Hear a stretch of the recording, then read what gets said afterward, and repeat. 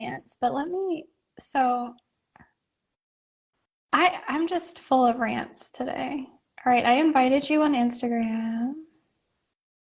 We shall see return.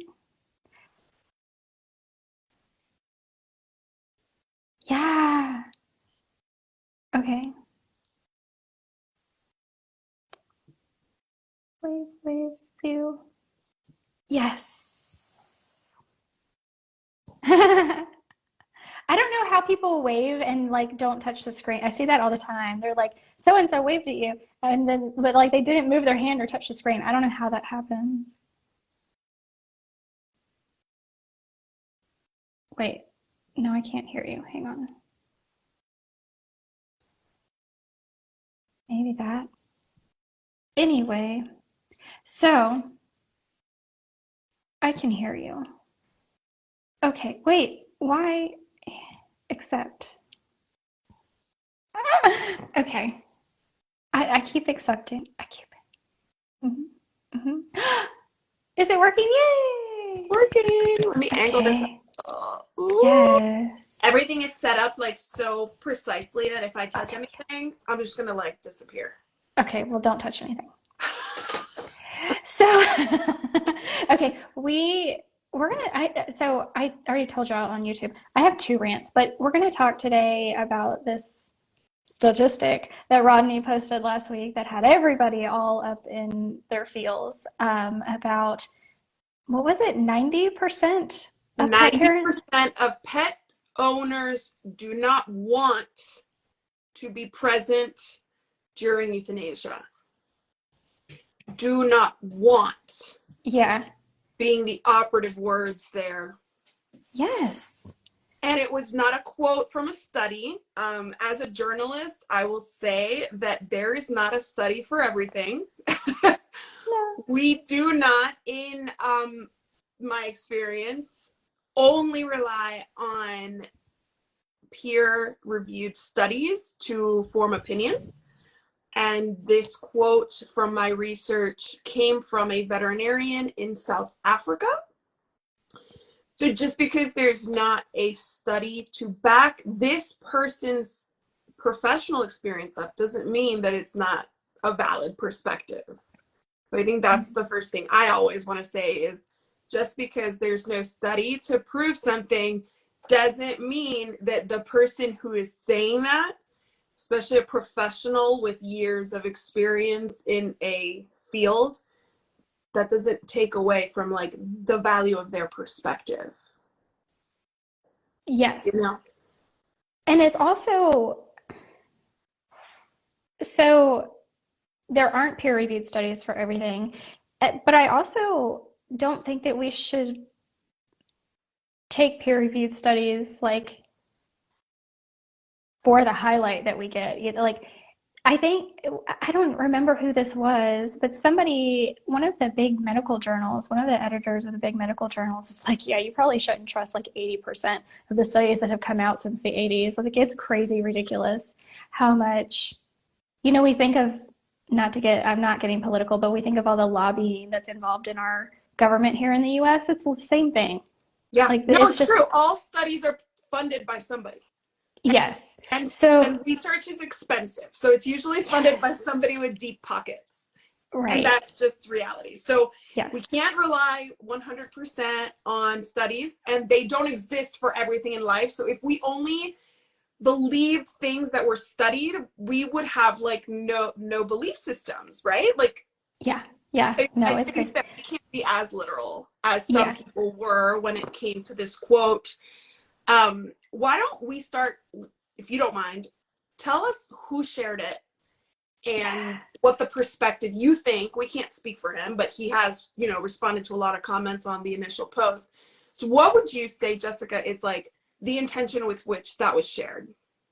So Rodney Habib with Planet Paws shared this, and he is actually really good at that. I mean, he multiple times a week generally, he'll have just this like statement. And then Yes. if there is a study that he's pulling from, he'll go in the comments and say a Sure. little bit more about the study. So what he is really, really good at is creating headlines. which draws engagement on social media. And in my opinion, that was the point of the post. Yeah, I read a lot of his comments and he was like, I just shared it because it was Yeah, interesting to me. Like it came yeah. from, it was like he was sharing from, oh my God, he's really great. The original post was shared by oh my gosh, he's like a motivational speaker. Oh, Jay Shetty? Shetty, yes. And I didn't want to mess up his last name, so I didn't say it. But yeah, so it was shared from there. It was like, okay, just, like it was more of a touchy-feely share, obviously coming from Jay Shetty, who that's what he shares.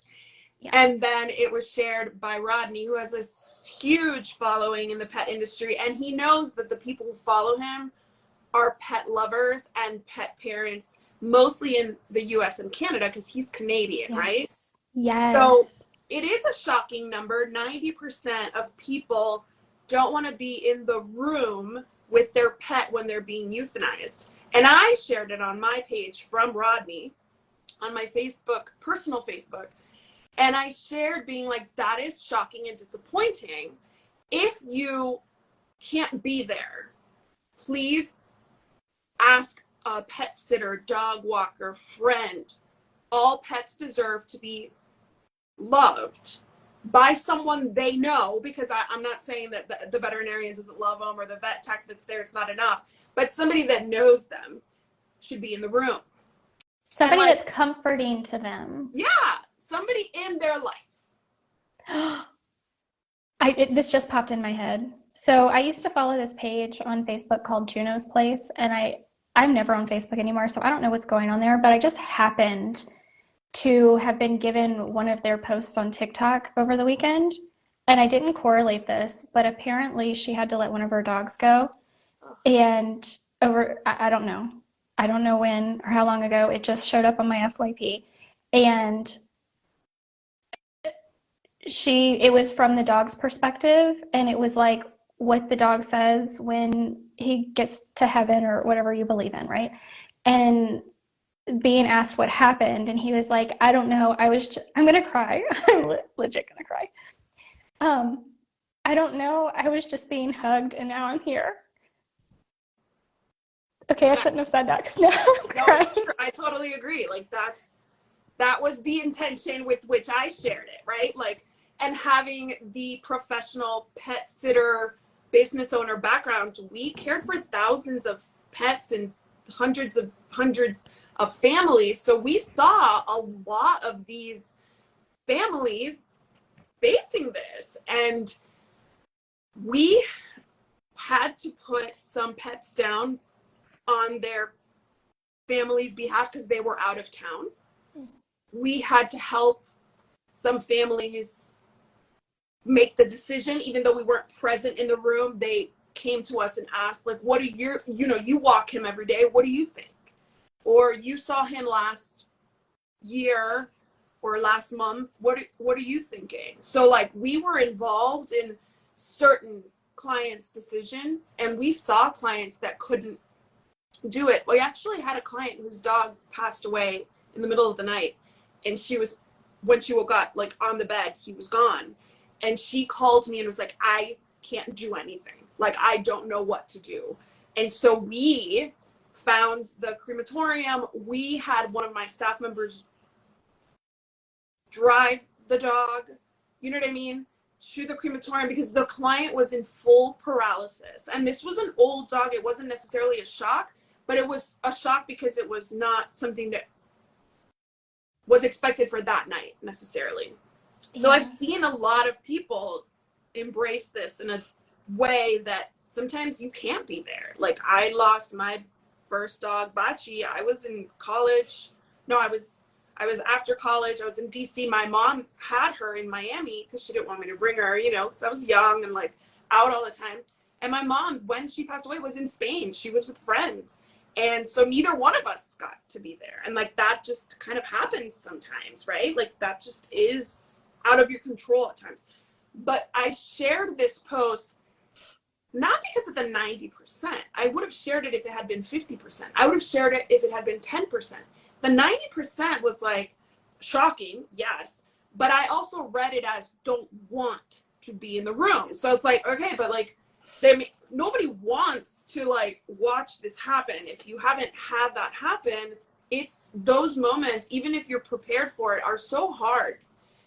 And like I always have like a physical reaction during the euthanasia, and like obviously trigger warning, but like I feel like physically sick. Like I start like gasping for air, hyperventilating, I'm like nauseated. Obviously I'm crying. So like I have a visceral reaction. So like, do I want to be there? Is that something I look forward to experiencing? No. So that's kind of how I took it. But there's also like an importance in recognizing that it is like a very crucial part of being a pet parent, and that everybody's experience is going to be different. Like we have cultural fogs around pet parenting. We have cultural fogs around euthanasia, religious, kind of limitations for in many cultures where like euthanasia is not an option. It's for anybody, not just humans, so it's like we have all these fogs around it. So that's why I shared it, to start the conversation and to remind people,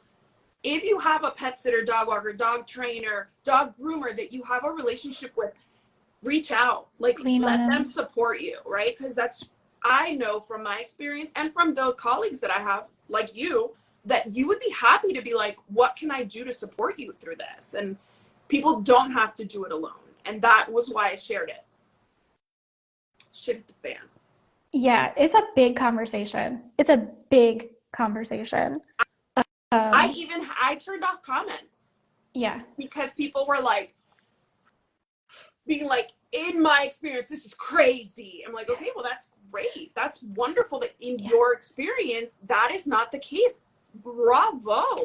Yeah. As a Latina who was born in Ecuador, my perspective is a little different than somebody who's maybe lived in a really like high socioeconomic level in the United States that has, everybody takes amazing care of their pets and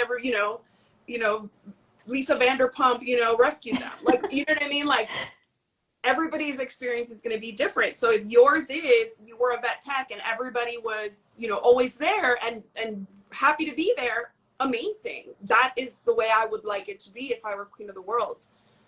But when I realized that it was somebody outside the US, in South Africa specifically, from what I have read, so don't quote me on that, but that's where I kind of tracked it back to, then it started to make sense. Like, yeah, there might be a cultural fog about euthanasia, about what a pet is, about what emotions you're allowed to share in this specific context. Like, there's so many cultural fogs that, you personally may not be aware of, but that doesn't mean they don't exist. Yeah. So I stopped commenting because it just got nasty.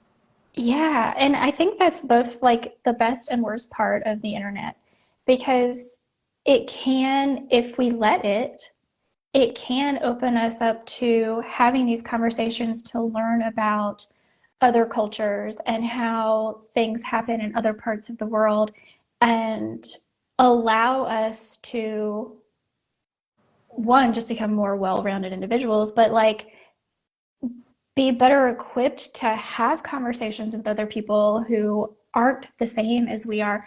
But at the same time, there are people who just cannot, for the life of them, see anyone else's perspective, or that anything else is going on in the world outside of in their little bubble. And you know what? I don't blame them for that, because on averages, right? Like if we just look at averages, the pets in the US live better lives than in a lot of other countries. So like I get that you don't want to know how pet parenting really is, or pet ownership really is in South Africa or Ecuador, where I'm from, or, any other developing countries with way more, pressing and, dangerous things happening. Like Ecuador right now is a very dangerous place. So maybe the citizens of Ecuador aren't prioritizing pet euthanasia today, right? That doesn't mean that they won't be forever and they won't always be, but like right now in Ecuador, you can't even leave your house, and where my family's from, for fear that you might, get kidnapped, and like people ask for ransom. So yeah, pet parenting is going to look a little different there. Like people aren't walking their dogs and like taking them to like the brewery down the street to like mingle Right. with their buddies, or the dog park. Like life is different in other places, and that's okay. But it's important to recognize that life is different. And for pets, like there's not a lot we can do. So I get like you don't want to dwell on what the life of a pet is in Ecuador, but like Yeah. when you see a statistic like this, be like, where is this coming from? If it doesn't Mhm. line up for me and my experience, whose experience is it? You know? Yeah. Yeah. And that doesn't mean that like we can't feel our feelings and don't have empathy for these pets. Like I'm going to. I don't care Of what the other course. person's like background is, experiences. I'm still going to have my feelings around what, what that animal is going through. And it doesn't mean you shouldn't feel a certain way. You're allowed to feel whatever way you want For to sure. feel or whatever way you do feel, but like opening your mind up to taking in information that's going to allow you to better understand where this is coming from is so important. So important. But it definitely did what it was supposed to do, and people commented. And He people had, had, so when I turned my comments off because people were getting riled up, they were talking bad about Rodney. I don't know Rodney personally, but I followed him forever, and they were like, he's like, they were using some like inflammatory language, and it, I am a very positive person. Like if you come on my personal Facebook to like talk bad about somebody I respect, I'm gonna shut you down. I'm gonna be like, no, no, no, we're not doing that here. And I've actually had personal friendships be affected by that in the past. Okay, because you are not gonna come on my personal Facebook page and talk bad about somebody I respect. Not gonna happen. And I never unfollow or unfriend people, but they will me because I've shut it down. And so I was like, no, no, just because, he shares stuff that's of value to me. So like, I have nothing but respect for him. I think he's improved pet parenting all over the world. I think he's improved the life of pets, which is obviously what fills my heart, all over the world. So like, we're not going to talk bad about the source, and we're not going to share that you don't agree with him. Like, you don't have to agree with him, but that this is what he shared and this is what we're discussing. So I think a lot of it, the people who got all up in arms were just like anti-Rodney, not because of this post, but just because they don't agree with other things that he and Dr. Becker talk about, which, they're not everybody's cup of tea, and that's cool. But then, so I shut down comments because he had like 1,200 comments, and I had like over 100, and I had like 6,000 words to write last week. So I was like, I tried my hardest to keep up with it, and then I just had to turn off comments, and then I had DMs coming in to be like, you shouldn't be sharing this. It's not fact. It's not real. It's not a good look. And I'm like, I never shared it. And it was like that kind of like insulting, like, but you're a journalist, you should know better. And I'm like, I never pretended to be a science reporter. That is never something I've ever claimed, one. And two, as a journalist, I literally spend my whole time asking people their perspective and quoting people on their perspective. So to me, I actually really value the contact. I really value that individual experience that I'm being shared. That's literally my job. So if you go to any newspaper or magazine, you're probably not going to see a lot of studies. You're going to see quoted doctors and quoted policymakers and quoted veterinarians sharing their perspective. So I was like, whoa, let's not get nasty. And then it was, you're being nasty and you're being short with me. And I'm like, I turned off commenting because I was done. And then you came to DM me in a way that felt combative. So like, forgive me if I'm not like jumping on board this constructive criticism you're sharing with me. And it turned into all this. And I'm like, I personally feel, and this is everybody's opinion, but if somebody turns off commenting, I take that to be like, they're done. Like, yeah. this conversation from their perspective is done. And if I were having an argument with you in person and I said, I'm done, we would end it there. And like, that's how I take it, right? Like that, chasing somebody into their DMs, like I feel like was a little combative. It And I is, and don't recommend it. it's very intentionally overstepping your boundaries. she didn't see it that way, and I never heard back from her after I explained that it was a boundary. But hopefully, I think that that's one thing we can all learn, is that when somebody is done with a conversation and they ask for a break, or you know what I mean, like, it's okay. That's it. Like, just because you Yes. want to beat it to death doesn't mean you get to. No, absolutely not. Like if you can think, feel, say whatever you want. That does not mean I have to partake and I have to participate. Right. My participation in what you have going on is not required. It's true. And that's one of the only benefits of being an adult. I say always, Yes. Yes. I, that is the only thing that I can really say is so great about being an adult. And not all adults take advantage of this. But to be like, I'm not going to that. I don't want to hang out with them.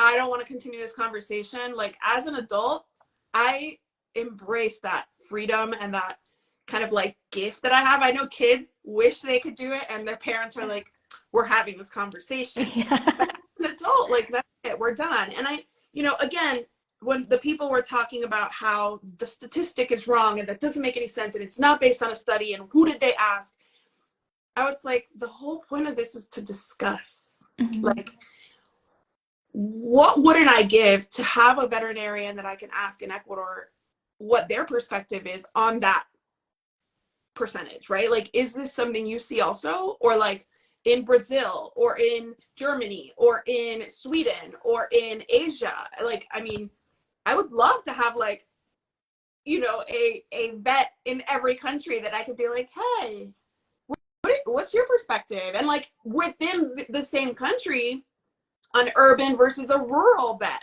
Mm-hmm. like, I would love to have a Rolodex, I'm aging myself, of people to like call and be like, tell me everything. But I don't. So like the internet's pretty much the way we would do that, right? Like, Yeah. Yeah. Absolutely. And like you're saying, especially professionals' perspectives, I don't know how we could say they're wrong. Like that's what they're seeing. correct. I don't forgive me.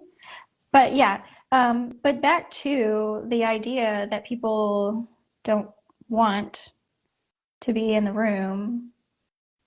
I just I could not imagine personally. Like that was all I can ever think of is like just my own, but that's why people are so combative and emotional about it, because all you can think about is their own experience, and I just cannot imagine. I think I told you my first dog, when she passed away, it was at the emergency vet in the middle of the night, and I wasn't there, and it's still like there was nothing I could have done about it, but I can't get over it. I can't get over it. It's so hard. It's so hard because it's similar to like childbirth. It's the end of life. It's the beginning of life. We can't plan either one. Like a baby's going to be born when the baby's going to be born. The time's going to run out when the time's going to run out. And it's not always our decision to make. Like, I always feel so lucky when I can plan out my pet's last day.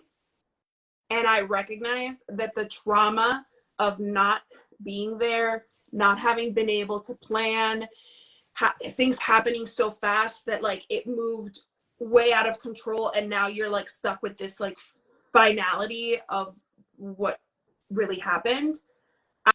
I always say, like, we can only do our best, and our best is wanting to be there.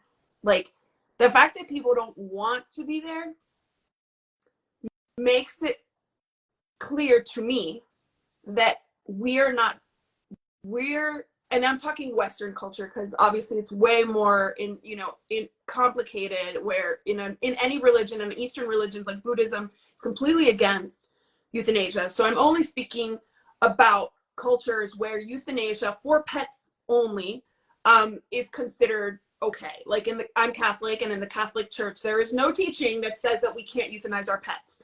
Of course, we cannot euthanize our loved ones.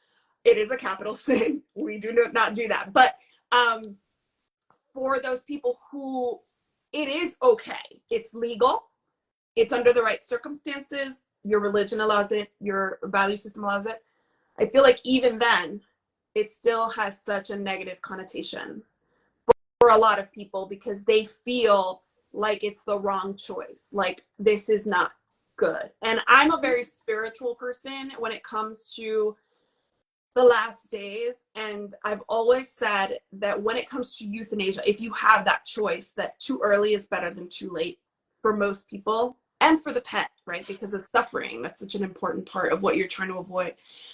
So when I hear that people don't want to be there or people dread being there, I totally understand it. Like, same, right? Like, nobody enjoys that. No. But also, like, I worry that people aren't seeing the positives of it. Like, just to be able to take your pet's pain away, to let them rest, to take them out of a body that no longer serves them, to do something so gentle, because it is a gentle procedure, to send them off surrounded by love. It is such a gift that I feel like we need to do more work to embrace, to have people embrace it, right? To see the positives of it, to not live in the guilt of it. And it's hard because I've done a million episodes with people who talk about like the positive experience that it is for the pet who's suffering, right? But when you're in that moment, you're like, there's nothing positive here. No. Well, it can be, like you said, if you put in the work ahead of time to get yourself in the right headspace to understand it, there can be. It's nothing is going to take away the You're good. grief that you feel, Nope. and there's nothing wrong with the grief that you feel. No, on the contrary.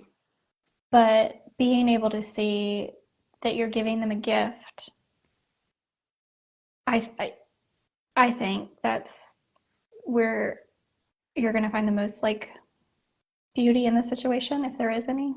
Yes, absolutely. Absolutely. It's the one thing, like I've said in the past, it's the one thing that connects us all as pet parents. Like the pet parents that we are, the pet parents that, follow us, the ones that want to do better by their pets, the ones that are trying their best to like let them live a beautiful, happy, fulfilled, long life.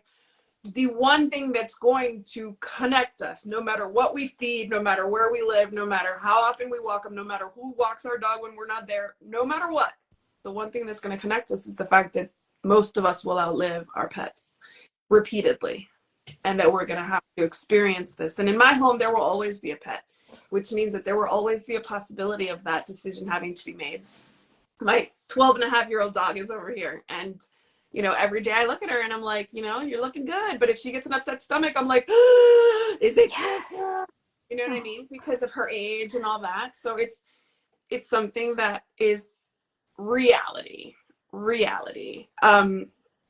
Just like, just birth and death, two realities that unite all of us, right? Oh my gosh. Yes. Yes. I feel that so hard too. I mean, Kim is only 10, but I'm telling you, everything that happens, like she's been doing two things that just started this year. And I'm like, what is going on with you? She's like slipping and sliding on the floors because we don't have any carpets, right? But she doesn't have any, like, I don't feel like she has any muscle wasting. She doesn't appear to have any like joint issues. I think it's cognitive. I really, really do. I think it's cognitive. And like behavioral, like something happened one time and now she's like blown it out of proportion in her head. You know what I mean? Like that's kind of how I feel about it. And Like, then do you think she slipped on the floor and now she's like terrified of the floor? Because I have yes, I think Kira so. hates anything that's shiny. Yeah. And our floor isn't even shiny, and it's been the same floor for the past 2.5 years. It just started this year. So it's not like, oh, the new floor is bothering her. Like she was fine on it for a while. Nice. For eye health, 100%. That's the other thing I've been thinking. Not Like I'm that gonna get her like a test, like this right. slider live. Right. That's the other thing I've been thinking is just wondering, and it doesn't, I don't notice any other changes. Right. But that was the other thing that I was just thinking this weekend, like maybe could it be her eyesight?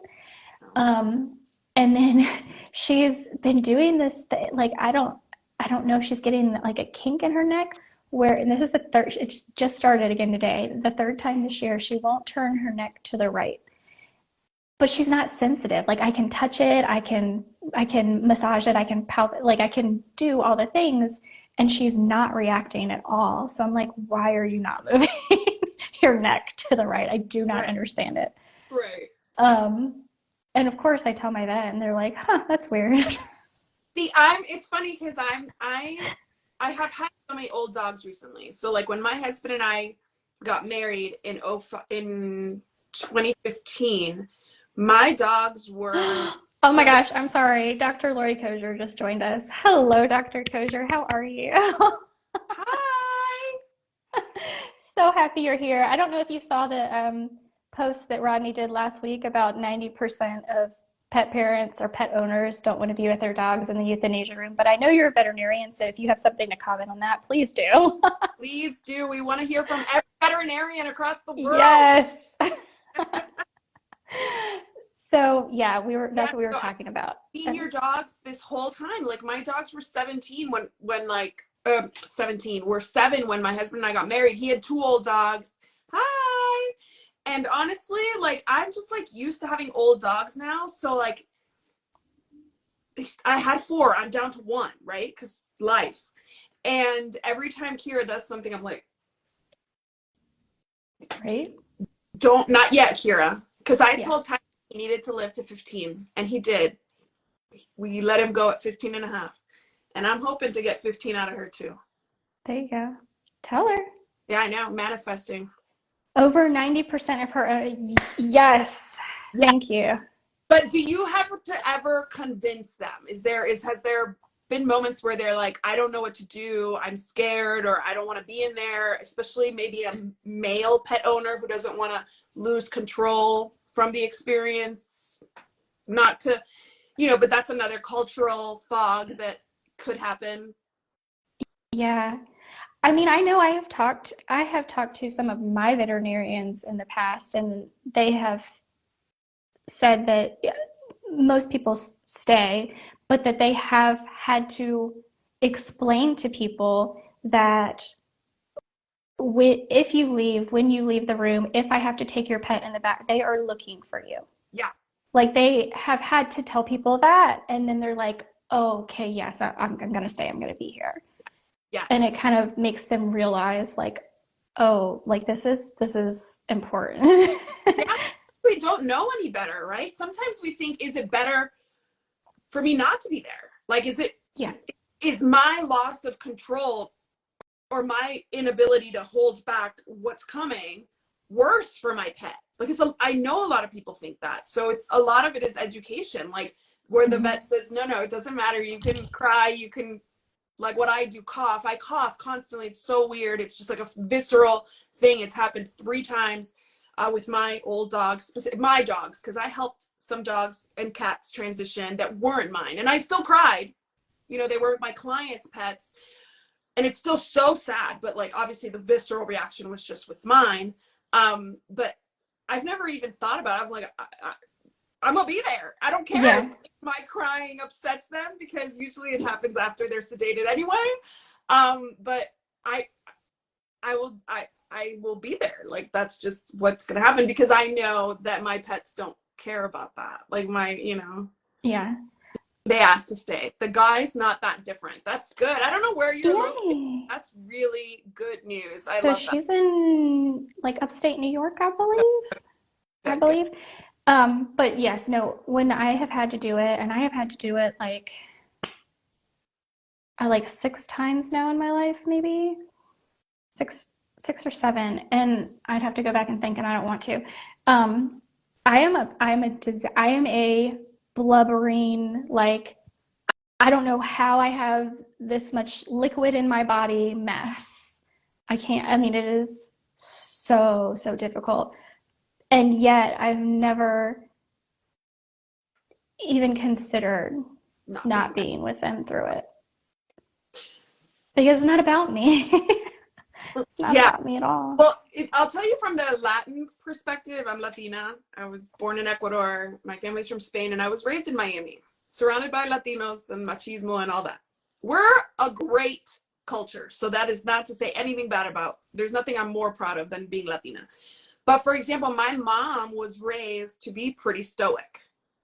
So when it was time for her to say goodbye to her dog, thankfully I was in Miami for that. And I was with her. My sister was visiting, and my sister was like, you go, to me. Because she was like, I can't handle it. So I went. And my mom had never done this before. In the Latin culture, a lot of times the dog just dies. They're outdoor dogs, or they get hit by a car. So you don't make that decision. Like, you know, in the Latin culture, you know, a lot of us have had like outdoor cats. So like you just never saw the cat again. Like, you know, when I grew up next to two crazy cat ladies who literally, like, there were the feral cat communities, one on each side of my house. And that's how I grew up loving cats. But yeah, I was so impressed with my mom because she held it together. But she comes from a culture where that was just, you know, that's just how she was raised. And when it was done and we walked out, she said, that's the hardest thing I've ever had to do. And I was like, well, you could have fooled me, because like you look completely. She's like, that is the hardest thing I've ever had to do, because that was her job like 15 years, and that was just them too, because she was an empty nester at the time. So like, I think a lot of it is not having the support system, right? Like she wasn't, I don't know if she would have done it by herself. I don't know if she would have gone. It just so happened I was there, thank goodness. Yeah. But I don't know.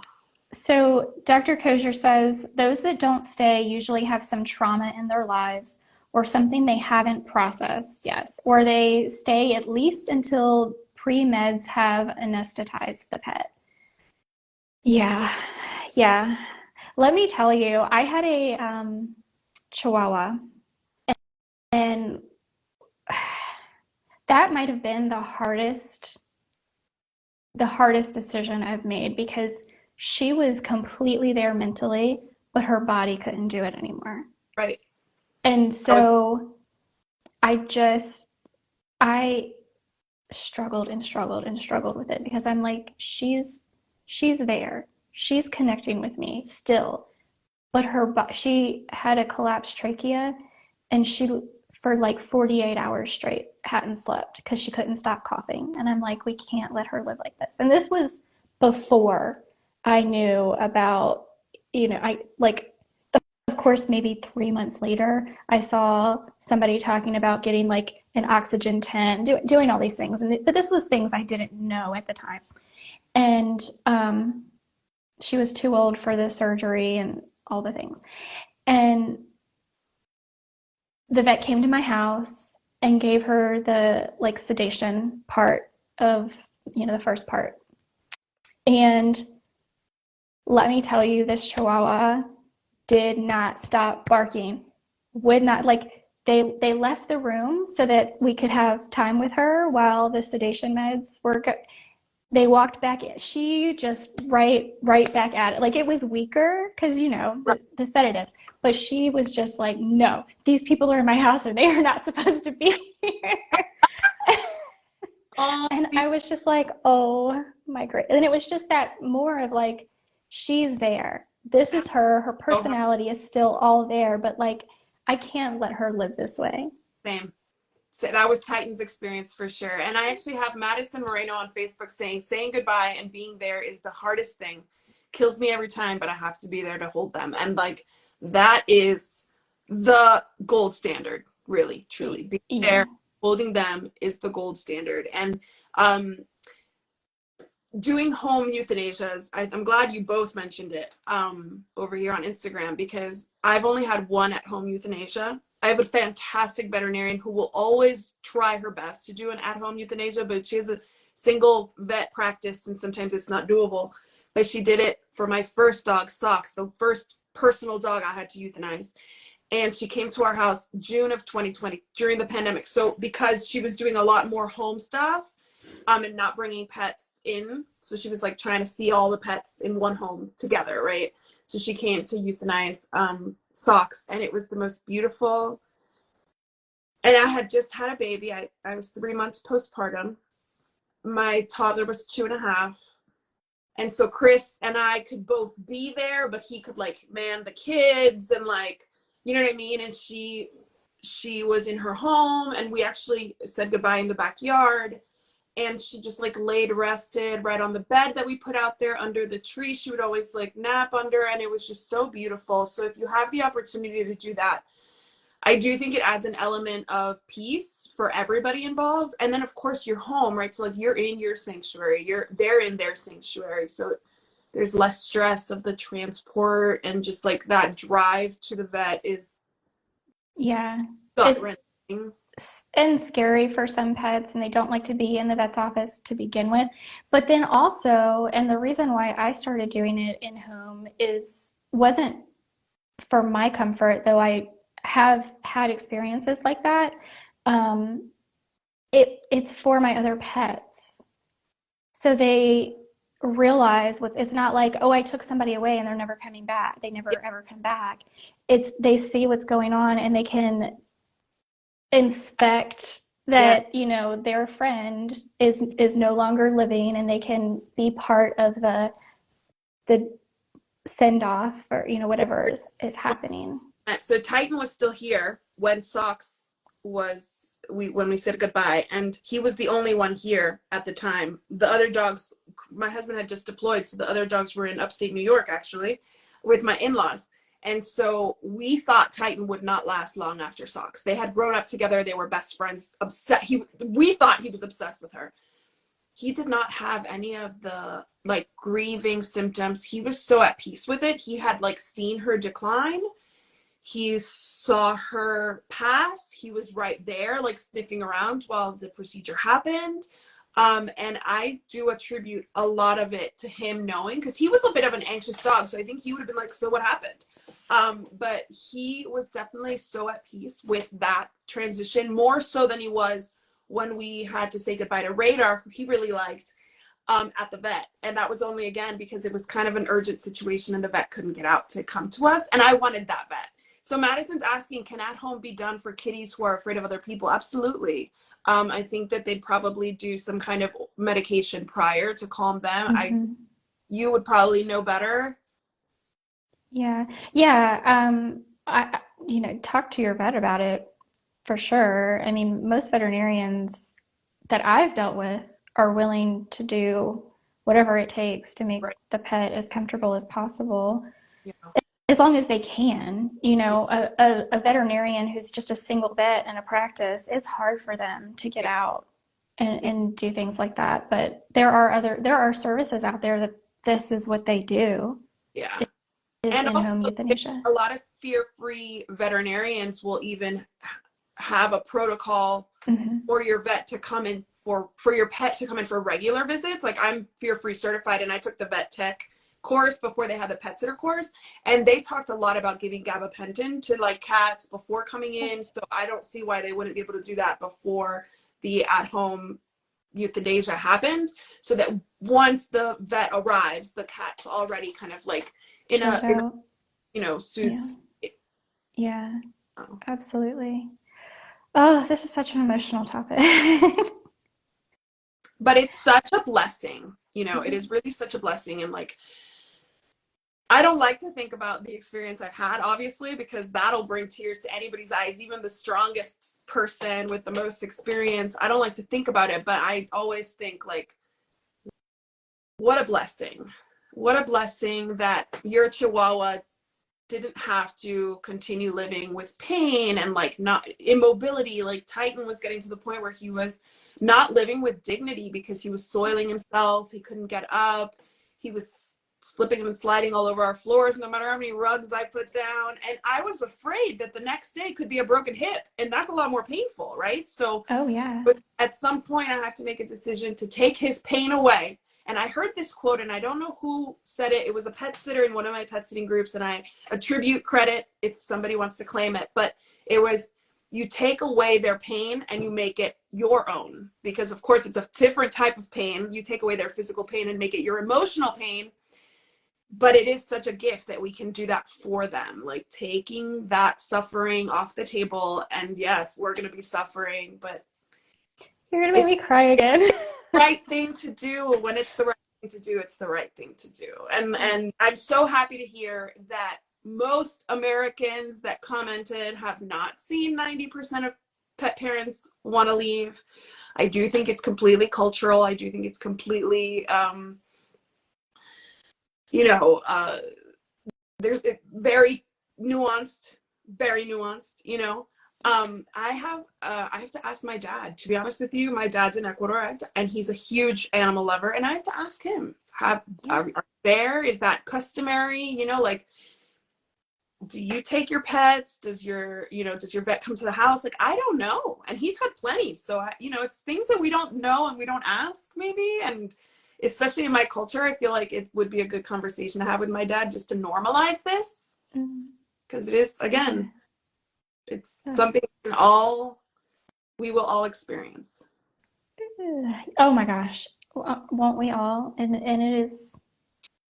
it's never easy. Even if they go on their own, it's just never easy.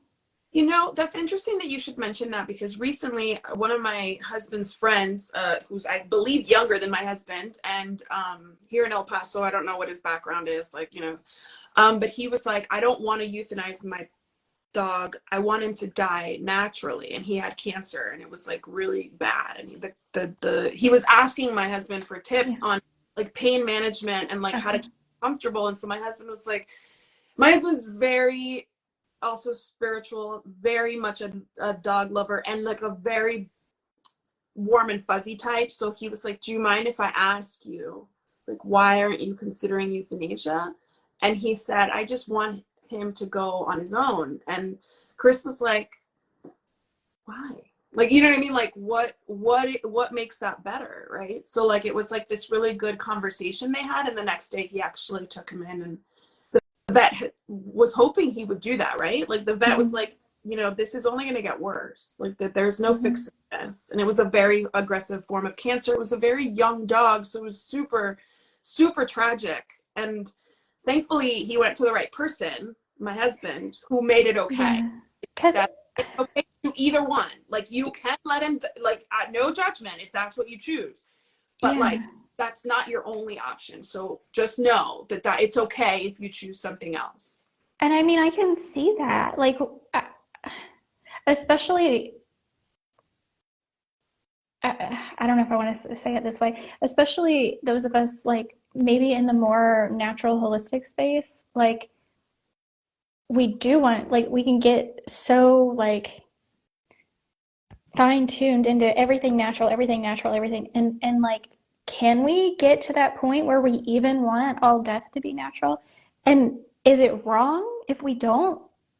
Like that's a whole big conversation in and of itself. For another time, but I will tell you this. I have a grandmother in assisted living, and I talk about it every time my mom comes to visit.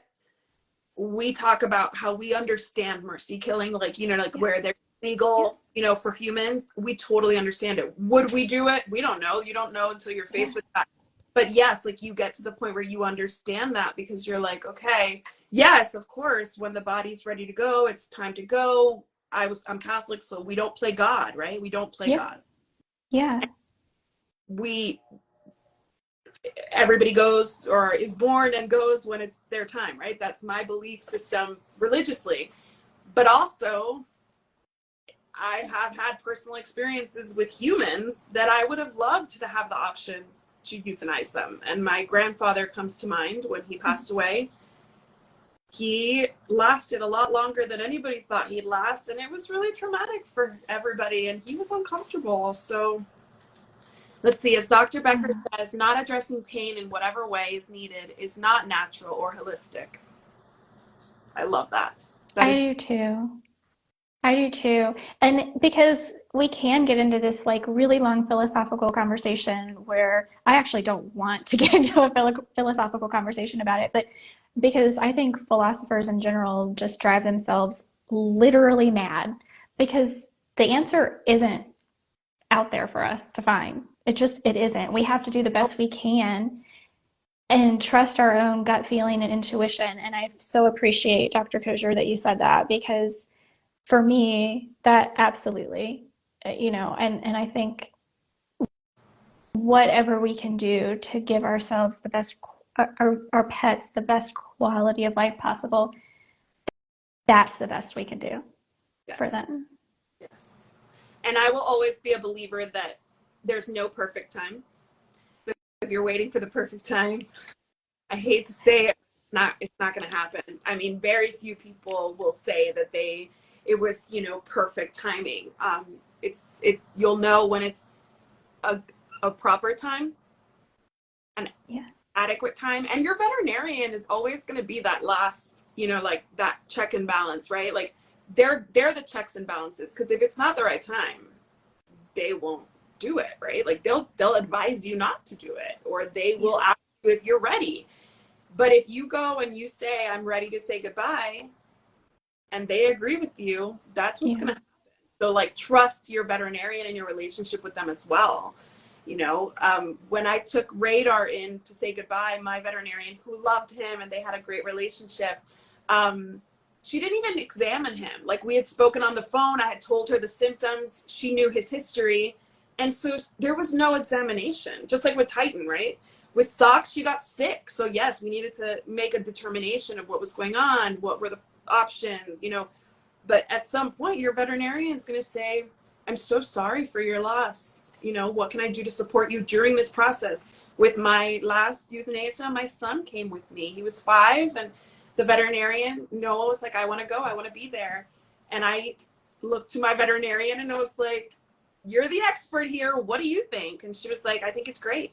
So he came with me, and it actually eased my reaction because I explained it to him in ways that reminded me of why we were doing it, right? Like, I was like, this is the time to say goodbye. He's not in pain. He's going to run free, blah, blah, blah, And I was saying these things out loud for his benefit, but obviously my heart was hearing them too. Yeah, for sure. Madison said that she was watching one of Dr. Becker's videos about end of life, and it helped her because beforehand she wrote down her intentions about what she wanted to do, how long she was willing to go once the pet was sick, and it helped her think straight. That's a really good idea. And there's also an actual like questionnaire now that you can, I can't remember the actual name of it, like end of life pet question.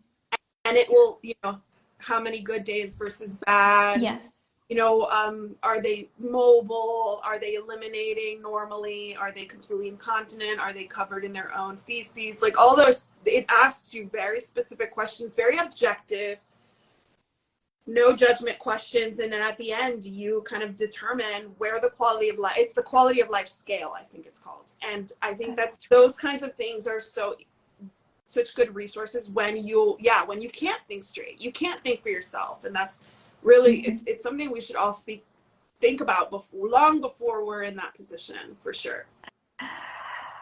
Well, I don't know where that 53 minutes went, because we were so involved in that conversation. Yes. Well, I just want to reiterate to anybody who joins later that if ever you feel that you cannot make a euthanasia decision, or you cannot face the actual procedure alone, go to your pet's friends and family, ask for help, ask for somebody to come with you, ask for somebody to drive you.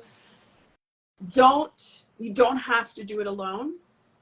Talk to your veterinarian, talk to your veterinary team. My veterinarian has always been so wonderful. That's one of the reasons she's my veterinarian, is because she's, in those moments, she has been such a comfort and such a joy in such a hard time. You don't have to do it alone. Your professional pet sitter, your dog walker, your dog trainer, go to them and ask questions. You follow Jessica, you've always followed her, you take her online course, whatever it is, reach out to people that you trust, that know your pet or who you respect in the pet world, and ask them for help. You don't have to do it alone. And that's really the most important thing that I wanted to get out of that 90%. it's not a just you situation. It's like you have resources, use them, be creative, and ask for help when you need it. Yeah. Before, during, and after, whenever you need it. Yes. Yes. And um, if anything else, we should reiterate about this whole situation of this post that Rodney put up is to have compassion for others and try to think outside of your bubble. And I didn't get to my rants, but that's totally okay because We didn't get to your rants. I know Will they hold for next they'll week? hold. They will hold. Time.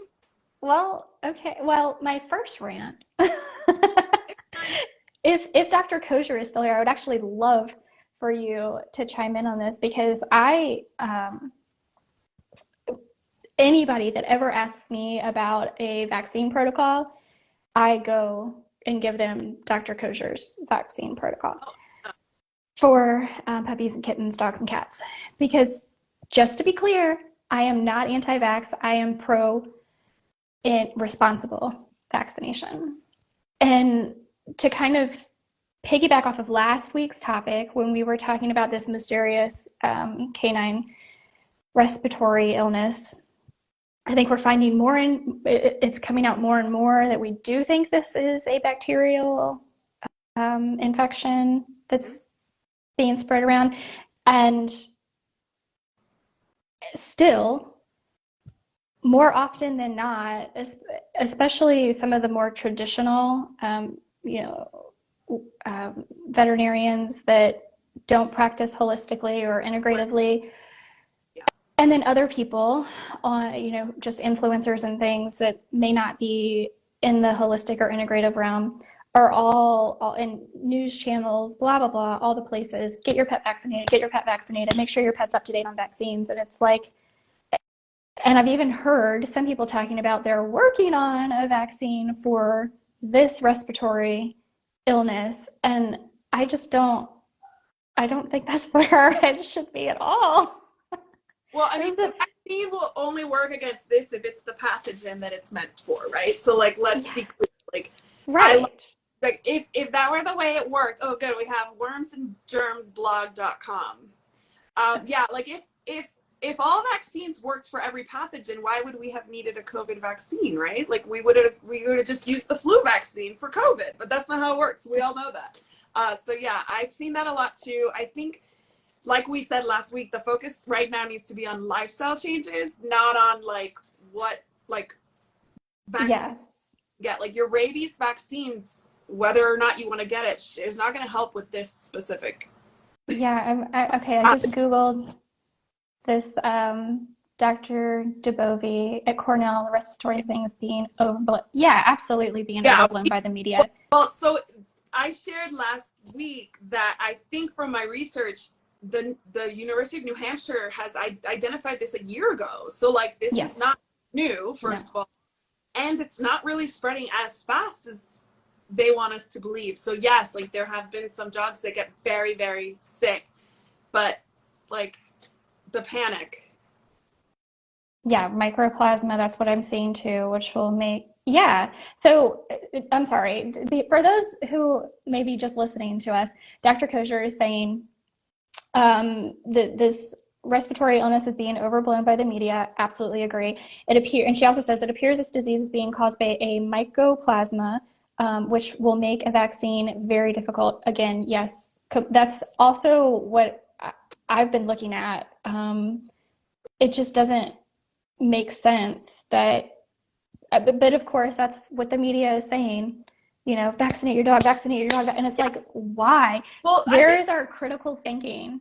If they don't have other advice, I feel like that's like kind of like the safe advice, like don't go to the dog park, but is it the safe advice? They just don't know. It's not the safe advice. Exactly. But it's it's again, we all know that what decisions we make personally for our pets, for our kids, for ourselves, like, we're not always going to agree with the study, with the media, with this. You have to do what works for you, and you have to be specifically for this virus, which is regional. you have to be common sense about it. Like, if I have not seen any confirmed cases in Texas, I'm not going to run to the vet and be like, my pet needs all the vaxes. Like, first of all, financially, that might not be feasible for some people. So, like, don't panic. It's not even in your area yet. So just, make the changes you need to make based on your situation, and don't panic. But the media, of course, is going to be like, this is terrible. Everybody, So I actually got to be on the news about this last week. Really? I did. It's my local news, and I did an interview about it, and they actually put on the news, I got to say that what we really need to be doing is focusing on our dog's gut health and getting them on a fresh food diet and onboarding probiotics. And they put that on the news, and I could not be happier that they actually put that on the news. No, but that's so good, because, again, I feel like from a journalistic perspective, we put out what the experts say, and sometimes you go to the wrong expert, right? You go to the expert that like just has like this like list of safe recommendations, and you're the expert that had these other recommendations. So like I wish the media had a more well-rounded kind of roster of people to interview, because I think that that's really what it comes down to, right? Like, you're going to share something that's different from another pet expert because of your experience, your background, whatever. And if they don't have you, they're going to fall back on the last guy who was there talking about vaccines and talking about, this, that, and the other, and how it's pneumonia in 24 hours, which is not the case for the majority of pets that are exposed, which is coming from Cornell and from New Hampshire, University of New Hampshire. That's all of their researchers are saying, like, this is not as serious. Like, don't panic. Yes, Dr. Coger says proactive health needs to be emphasized. Absolutely. Absolutely. Yeah. Because from my understanding, even the handful of dogs that have died and they have attributed it to this respiratory illness, they had underlying conditions. Is my understanding. So anyway, that was my one rant. Congratulations on being in the news. Why did you not tell me so I could like celebrate this? Because this is great news. I love to see you doing things. Next time I see it, I want to share it. I put a reel up. Did I put a reel up? I think I put it, maybe it's just a video on Instagram and not a reel, but yeah. So what was my second one? And it kind of ties into this, like how this whole thing started and being critical thinkers, but also, the second one was about like not engaging, which we kind of talked about earlier, not engaging and fueling people online who are just online to argue. I don't know what this is about. I don't know why people do. I kind of know why people do this. And honestly, I feel really sad for a lot of these people. But this totally, you just described it earlier in the live stream, that people were literally, you stopped comments on your post. And this wasn't a business page. This was on your personal profile. And you stopped comments on it. And people are still coming in your DMs because they still want to argue with you. Yeah, I had why? To put a second post up. I close comments on the first post, put a second post up, close comments on that post, but like as I shared it. And I said, I don't have time to further discuss this, but this is the spirit with which this was shared, right? Like, this is why I shared this. And I stand by what I'm sharing. So like, don't come in fighting with me.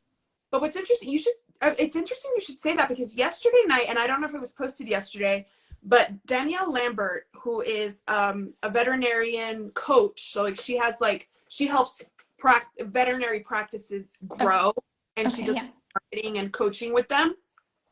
She shared something about how in our industry, people they're like, I'm not quoting here, but what I took from it was that we're like rabid when somebody says something we don't agree with, and we're just like, it's like this mob mentality where like people just start like piranhaing their way down through the comments, and it's really hard because like it's stressful for everybody involved. It's not beneficial for anybody, because at that point nobody's hearing each other's perspectives. And she shared, I think her name is Danielle Lambert, and she shared a wonderful post where it was like, enough is enough.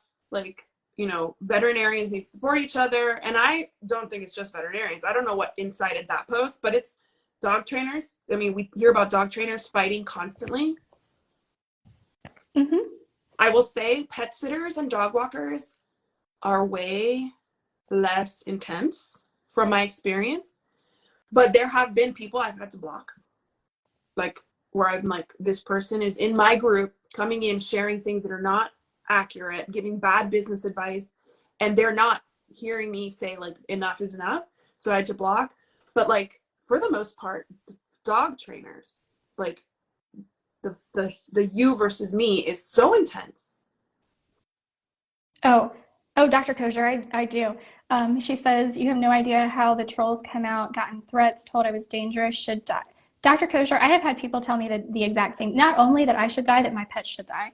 Have killed dogs, was only out for money. Yes, no, I completely understand that, like, I believe you wholeheartedly, because people are, and I actually think, I just think that they have nothing worthwhile. And I'm not saying this in a mean way. I'm actually saying it because I feel bad. Right. That people don't have anything like worthwhile in their lives going on, that they spend their time arguing online. And so I have a veterinarian that I follow who is on the path, I think, of becoming integrative, because he does have acupuncture onboarded in his clinic. So maybe, I don't know, maybe he'll go the distance, who knows. But anyway, he posted about something, he does a lot of reels, and he posted a reel about how unhealthy Frenchies are. Like, they just are. Mm-hmm. And I commented on it that just because something is common doesn't mean it's normal. And right. I that's not my thought, really. I mean, I've heard other people say this, and actually we talk about this all the time with cats and hairballs. Right. That's like the number one thing I feel like we talk about this with. Just because it's common doesn't mean it's normal. Cats should not be having hairballs. And with Frenchies, like, if you can just go to Google and look at what a Frenchie looked like 100 years ago and what they look like today, and you can see these bad breeding practices have led to a poor quality of life in these dogs. And I explained that I love these dogs. They're amazing. They have incredible personalities, right? But their quality of life isn't great. And just because that's how they are today doesn't mean that that's normal, a normal way for a dog to live. It right. isn't, in my opinion, at all. And so many people have just like, you don't understand what the definition of common, and literally like, you should go to Webster's dictionary. You need to read more. I'm like, first of all, who the heck are you? And that's like light stuff, because what Dr. Coger is talking about, there are people out here who will find, like Dr. Coger, a holistic veterinarian or an integrative veterinarian, and tell them that they're literally out here giving information to people that's going to kill their pets, and therefore they should die because of it. Like, I have seen that. It's real, and it's not okay. It is not okay. I have a follow-up question. Do you find that these people are in the pet industry, vet techs, veterinarians, or are these just people with too much time on their hands? I think there are I have seen one veterinarian who I think is utilizing comments like this on holistic posts to grow her fan base. That is definitely a strategy. Mm-hmm. And I have seen a lot of people that say they are vet techs, they are students in veterinary school, that identify themselves in this way. And I see these in clusters. Like, I wonder if it's part of a curriculum somewhere to go troll the healthy pet space. But anyway, especially when it comes to food. But Dr. Coger says it's not just Frenchies. No, you're absolutely right. Many breeds have suffered from popularity and irresponsible breeding, Absolutely. sorry. Skept vet? Ooh, I bet that, so that's one that probably is out there saying all the negative things about our favorite holistic veterinarian. Well, I don't know who Dan was talking about, but she's specifically referencing the veterinary community and something that happened. I'm not trying to gossip, but like I was like, ooh. And I did comment being like, I've never seen anything like the mob mentality that happens. It happened on my post last week, right? Like where it was like one friend was like encouraging the other, and then like they don't even know each other, but now they're on the same side, and that side is against my side. And now it's like we're gonna take her down for this post that she shared, like because I felt like it on my personal page, right? Like Yeah. crazy. But I think as far as like just whether it's pet owners or just an average person not involved in the pet industry that's making a lot of these comments, they do. They absolutely do. And I think that you're always going to have trolls. And Yeah, so some of them are just trolling. Some of them are just arguing for the sake of arguing. Like this is the only maybe social interaction they get. I don't know, some but I days. can see that happening. And it's like, when we're talking about dog training, any attention is attention, whether it's good or bad, right? Like you could be, I mean, on social yeah, media, really, you're trending. You're trending. Like that doesn't matter why you're trending, but you're trending. yeah, So yeah, right, come out and look for, and then that's how they grow. Like you said, that's really a strategy on how to grow your audience. So I had a guest on my show who I won't name, but he was telling me like you need to go on other people's and like inside, and like that's not my platform. Like I literally do like positive all yeah, day long positive. I like to share stories about people. I like to share like products that I love.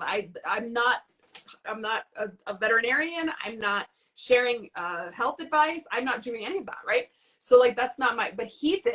He would go into competitors, right? Like online social media accounts that were basically giving advice that was contrary to his and blowing up their post. And that's how he told me that's how I grew my yeah, following as quickly as I did. And I'm like, congratulations, because for him, I actually feel like it works because it's more financial. So mm, maybe, like, yeah, everybody has different financial like ideals, right? When it comes to investing or whatever. So for him, nobody was getting hurt necessarily. They were getting two perspectives for that $1, you can invest it here or there, right? And you get to make the choice. But when it comes to pet parenting, I feel like I always believe that people and veterinarians and vet techs and influencers and anybody, groomers, dog walkers, dog trainers, we're all doing the best we can with the information that we have. And you can ask anybody in the industry that what they did 10 years ago is different than what they're doing now because of all they've learned, right? So like to go and attack people and to like put them down, and it's kind of a risk because now 10 years later your comment is still there, and now maybe you're like a positive based trainer because of all you've learned in that time, and now you've put yourself out there, but hopefully. it's always there. So before you start going and fighting people, know that that growth you're going to have, inevitable professional growth, is going to be done in a very public arena where people are going to be like, oh, aren't you the vet that called me like a baby killer or a cat killer or whatever?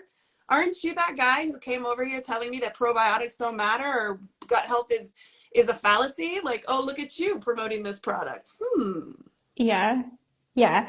But in the case, what I was talking about with this particular post just happened to be specifically about Frenchies. I can't imagine anyone in their right mind critically thinking that you're going to argue for a poor quality of life and poor breeding practices in an animal just because you want to be right, I guess. I don't know. They are a A Frenchie. breeder.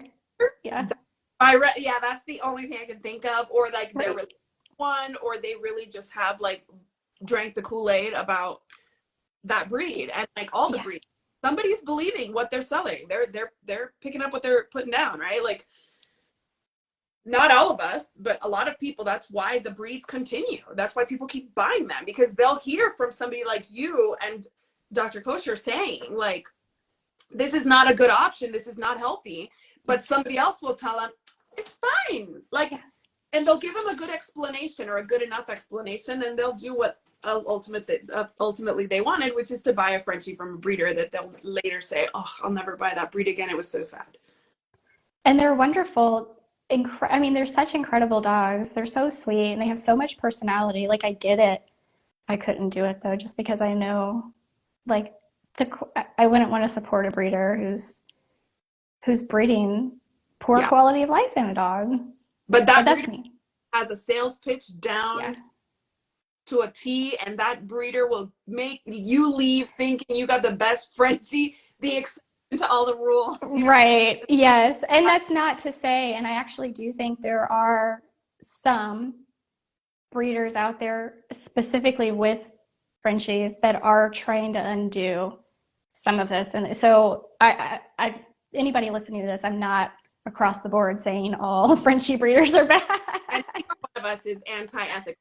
Like, I will always rescue, because I don't work my dogs. I don't need a certain way. I just want them to, like, walk with me and live with me and travel with me and, like, whatever. So I always rescue, but, like, I am not here being like, all breeding is bad. Like, ethical breeding is always a good thing. We need ethical breeders. Like, I know many ethical breeders.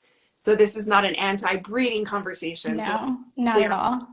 No, this is a please stop trolling and, like, I don't know, have something you love in your life conversation. Really funny that you kind of feel bad for them. Yes. Like, they don't have something that says who you are, because I'm just like, they're bored and they just, you know what I mean? Like, they don't have power in their life, and they're coming to the internet to come look for some power or something. Like, for sure they are, but there's like, they have nothing. And I'm not saying, I don't know any of these people. I can't say for sure that this is the case, but I feel like psychologically, that's just where, like, if you have a beautiful, fulfilling life, you're not going and arguing with people on the internet all night long after you get off work. That's not what you're doing, right? But I wish I had that kind of time. Right. Sorry, kids, you can go take your own bath. I'm on an internet fight. Like, I wish I had that kind of time. Drowning in the bathtub, but I'm like, yes, fingers in. Like, seriously, like, what is your priority? Like, your family, your friends. And the great thing about the internet is the unfollow button. Like, let's just, if you don't like what I posted, move on. Okay, unfollow me. Like, or I'll do it to you. Like, there are people who share things mostly about their love for their spouses that I'm always like, oh my God, is this the only thing this person shares? You know, not all of us are going to like everything that everybody posts. Okay, so Dr. Coger says, there's a movement among many of the brachycephalic breeds to change some of the impaired airway traits. Ooh. Even a certification scheme to grade the impairment to help preservation breeders make better decisions. So when you scheme, I feel like you're not for this. Is that not something that you're for? Or is that something that, you know, you think would be beneficial? Because I know it's so hard to regulate anything in the pet industry. Yeah, I mean, it doesn't matter what you do, you're going to find people are going to find different ways to make money off of any and everything. And that's not necessarily always a bad thing. But there's always room for skepticism. Oh, yeah. Yeah. Yeah. Healthy skepticism, yes. Yes. Healthy skepticism. There you go. No. Yeah. Right. Clarification, you know, clarify, make sure you understood the post, ask all the questions you want, but don't go in looking for a fight. And I feel like that's just how we are. It is the holiday season, so if you feel like some things, you know, for lack of a better word, trigger you, maybe just take a break from the social media for a while, you know? Yes, I think we could all do like, we strive to take like travel vacations every year. How about we strive to take like social media vacations every year? I don't know if we can do it as like No, we business owners, but like the average person who's just consuming content, I don't think we can take breaks from creating content, but we can certainly take breaks from consuming content. absolutely. Absolutely. And it's really something beneficial for everybody at some point during the holidays to just like be like, I'll share my photos of my wonderful family gathering 2 days from now. Like I don't have to Yeah. be like live streaming my, you know, my caroling around the neighborhood. Oh, now I'm gonna live stream it. No, I'm just kidding. I mean, everything is content. Everything is content. Everything is content, right? All right. I think I'm being summoned to dinner, but I my dog before my children come in, and then after that I'm going to schedule some like ranting on social media and picking fights, and I'm going to call people names, and then as soon as somebody calls me a troll, then I'll be done for the evening. What do you think? oh, well, make sure to tag me if I can interject anything valuable. Oh yeah, I did that too last week. It was the same day. I had to there was somebody talking nonsense about a food that I mentioned, remember? Yes, Totally because unrelated. I don't is prob it's a valid mistake. Like if you're not Yeah. dealing if you're not dealing with pet food every day, converting and converting from, wet matter to dry matter is very confusing. Yes. Like I know, I know. Okay, obviously you're like the one that gives people like the benefit of the doubt, and I'm like, it's on the bag. It's on the bag. It literally says on the bag, this way or this way, these are your protein levels. And I was like, and then at the end it's like, oh, you can don't keep tagging people to like, like support you. I'm like, I don't need support. Like this, you're Like I'm trying to help you out here, lady. you Yes. feed this, you should probably know what you're feeding. Like that's all. I wasn't trying to start a fight. Again, Yes. you'll never see me go anywhere to start a fight. If I'm fighting on the internet, it's because somebody came to my page to Yes. be like, oh, that's not true. And I'll be like, oh, let's discuss. Okay, now we know that there's a mistake here. This is the screenshot. All good now? No, Yeah. but still. And I'm like, come on. Right. No. Well, and to balance things out, because I still don't know how many times we said green juju last week, but just to throw it in there to make sure we get it in there, let's just say green juju, because apparently that's what we talked about You know last week. what? It's Van Gogh's favorite thing in the world. So I I say, love it. he's like, He comes running. he's like ready to go. You want to eat? Are you Hey, Jay, how are you? Okay, now we know it's you. And I know. well, Jay, you're joining us right as we're shutting off here. We are. We are. We've been on here for an hour and 20 minutes, so we're gonna go. I know. Thank you. Me too. Sarah. Thank you. Oh, Yes, hello, lovely. I hope, by the way, Jay, I mean, seriously, if you and Adrian are considering going to Williamsburg in July for the More You Know Pet Health Summit, let me know because I will be there. So, and Jay and Adrian, today is the launch of your cat food summit online. So what is it called? comment, let us know all about it here so that anybody who's watching this can read it and go learn from y'all and all the wonderful people that you are connected with. You're going to teach us all the things about why our kitties need better food and all the ways in which we can make that happen. Get fresh with your feline. Yes. Getting fresh with Van Gogh, and he didn't like it. He left. So he was like, I heard green juju, but I showed up and it wasn't here. It's like 4:23. Like, what are you doing? Why are you not rehydrating something for me right now? Is what his question. Yes. All right, guys. All right. Again for joining us. I hope this was helpful. Yes, and thank you so much for all of your wonderful input, Dr. Coger. It's always welcome and appreciated. Had a live on TikTok. BK Pets. Woo! I love Bryce and Kinsey. Ooh, and Rodney tonight. Well, we spent the last hour and a half talking about the drama Rodney stirred up last week. So thanks a lot, Rodney. Yes. I hope it goes beautifully, wonderfully. Everybody learns some wonderful things to help their cats. Go check out the Two Crazy Cat Ladies. They're going to be talking to Rodney tonight. And yeah, have a wonderful week, guys. And if you want to do happy hour, I'll be doing happy hour on Wednesday on my Instagram at Covered in Pet Hair on Wednesday at 4 p.m. Mountain Standard Time is right after I record. And I'm recording with Sam Hutchinson this week. Ooh, yay. We're recording my Christmas episode. So I'll probably be having a very festive cocktail or two. Ooh, Yes. yes. For happy hour on Instagram. Oh, Jay, be sure to ask Rodney if he could have a lifetime supply of something. What would it be? That's Dr. Coger's question. That's a And good question. to just say Green Juju one more time, tomorrow's episode of the Pet Parenting Reset, all of your podcast platforms, Billy Hookman is going to be talking about HPP foods. So, yay! All right, guys, have a wonderful week. I hope your interview with Rodney goes fantabulous, Jay. And I know, right? Like three awesome people together. Are you kidding? I'm signing up. I'm going. Yes. All right. Have a wonderful week, guys. Bye, guys. Bye. Thanks for us over on Facebook and YouTube too.